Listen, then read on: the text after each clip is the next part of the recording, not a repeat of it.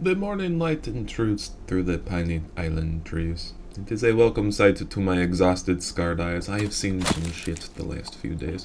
The images of sickening violence flood my mind. I cannot close my eyes without revisiting the horrors I have witnessed. I collect rainwater from turtle shells to refresh myself. My god, when has water ever tasted so good? It takes every survival instinct in my body to keep myself from drinking it all. We must conserve every drop.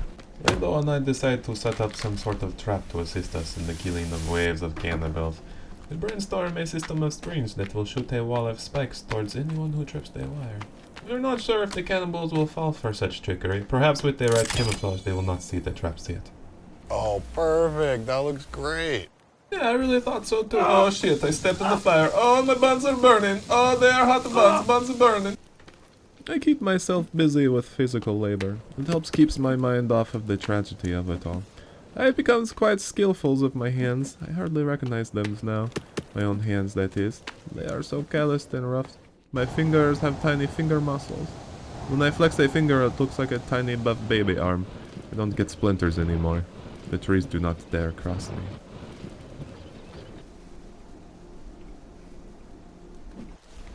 Later in the day, I begin to let my mind wander. I am a daydreamer by heart. I tend to set my imagination free from time to time. After my near-death experience from the other night, I own a new profound respect for the circle of lives. For a moment, I truly thought I would be devoured, and that would be the absolute end for me.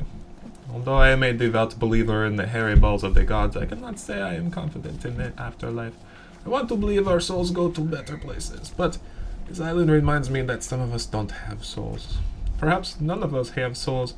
How could a soul mature to be so monstrous as that of a cannibal's? I can never shake the chance that there is simply nothing after death. The thought of infinite nothingness is hard to visualize. It both terrifies and intrigues me. My conscience continues to meander as I pick through the forest for necessities. Suddenly, I catch a dark movement in the corner of my eye. A cannibal has used my carelessness to his advantage. I begin to make a quick distance between us. I can only imagine he is not alone. I call for my companion's assistance. We quickly join forces. The cannibal appears intimidated by our duo. It scrambles back into the forest. He lunges forward but hesitates. Finally, he strikes! I'm able to dodge his first swing and hit him with my axe, but during recovery he lands 2 deep scratches to my chest. I fall back, but I am able to catch my blade on his face. As I am set back momentarily, Rainbow takes his opportunity to deliver a heroic blow to the cannibal. However, it does not seem to faze him. The cannibal quickly strikes, knocking Rainbow back. I jump like 15 feet in the air, and I put my axe right in the cannibal's spine, but he simply regains his balance and appears unfazed once more. My god, this cannibal is stronger than the others. Rainbow and I connect eyes for a beautiful moment, then morph our spirits together to form the most badass, amazing cannibal fighting team this universe has ever seen. The cannibal cannot touch us. He misses every swing. It is almost as if our hairy balls have been possessed by the ancient spirits of our great ancestors. The cannibal begins to lose his confidence. I charge my muscle to make one final blow. A glorious swing of my axe delivers a debilitating hit. The cannibal falls face down to the ground. My chest burns with adrenaline. I can hardly catch my own breath. Rainbow drags the cannibal corpse to our home. Later we will dismember his body and display his head. We pray to the hairy bald gods no more will find us. It does not take long for my prayers to go unanswered. An unknown number of cannibals begin to surround our territory. I placed a final head on the effigy and set it ablaze in an effort to discourage the monsters. It appears to work. But for how long will this ruse last for? We observe the cannibals consider the outcomes of their actions. Perhaps they are not as mindless as I had once dismissed them as. Is there a conscious entity within the rotting exterior of these creatures? Is it fear they feel? Do they feel at all? Bo and I discuss a variety of philosophy, biology, and physiology of the cannibal mind over a feast of rabbit for lunch. Whatever feelings this cannibal is experiencing, it truly bubbles up inside, causing the cannibal to attack one of our burning effigies. He bursts hilariously into flames.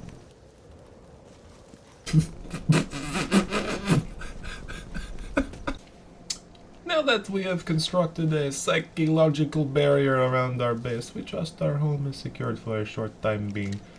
Rainbow and I decide this is the right moment to explore up the beach in order to obtain more information on the primitive village I had discovered a few days past. We feel traveling through the forest will best conceal us. Bo and I can only imagine what we will find at this village. Perhaps we will find other survivors. The thought of growing our community fills my heart with hope. But what if it is a cannibal village? What if this is where the cannibals call their home? What misfortune we would have is to build our home so very close to theirs. We'll just have to burn it to the fucking ground. As Rainbow and I make our way north, we are delighted to discover a fresh-looking body of water. Our turtle canteens at home had been running a bit dry. I try not to think of how thirsty I have been the past days. Just thinking about it makes my mouth stick together. I trust this pond is not stagnant and full of disease. I am so thirsty I cannot help but just have one sip. It is disgusting. It hits my stomach like a gas station sushi. But I also feel it refreshing my body. So I hold the dirty pond water down and try not to complain. After we cover some distance, we emerge from the forest to find the coast close by. In no time, we spot the village hiding over just a short cliff. We do not see any cannibals lingering about, for now at least. As we approach the makeshift huts, we try not to take notice of a questionably bloody table in the middle of the field. It appears whatever once lived here no longer inhabit this area. There are bodies left behind, but they are so mangled I cannot tell if they are once cannibal or human. I find a tennis ball amongst the rubbish. Imagine perhaps a small child live among the men and women of this village. It reminds me of Jimmy the Boy from back in the aeroplane. I wonder whatever became of Jimmy the Boy. Devoured, most likely. We don't find much use of the garbage left behind, except for a few ropes hanging from one of the structures. Behind the village we discover a small camp. This solidifies my theory that this village was once populated by decent human beings at some point. We search through the tents for supplies, but come up short. I find it oddly comforting to find the evidence of other people, even though I don't know exactly what happened to them. Perhaps they found their way off this island. Whoa, dude, look at this. It is the mouth of a cave. My God, what could be down there? My imagination runs wild. My excitement overwhelms me. My curiosity gets the best of me. We must go down there. And what incredible look! It looks as if people have climbed down here before us. They have left the rope securely fastened to the tops. What is the meaning of all of this? What mysteries lie deep within the bowels of this cave? My heart races, nearly exploding out of my chest. I decide to climb down just a bit to see if I can get a look at what's down here. I am absolutely terrified out of my balls. I lower myself down slowly. It is completely dark. I have absolutely no information as to what is below my feet. A monster could simply jump up and snatch me into the blinding darkness. The thought of being devoured physically pains me. But what if there is an underground world? It is our sanctuary. What if this is the answer to surviving the cannibals?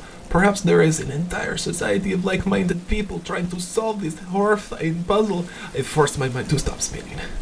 I take a deep breath in and I simply listen.